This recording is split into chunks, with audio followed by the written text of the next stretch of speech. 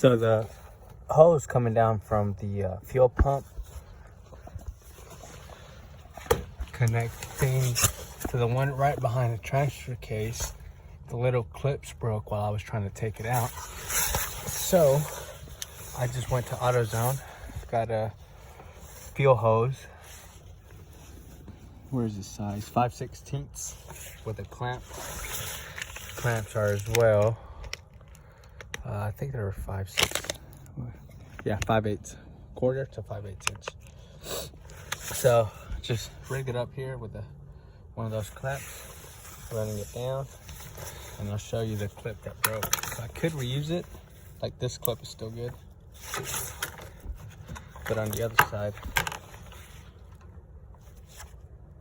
broken. So you could buy them online, but $7 AutoZone will work just fine.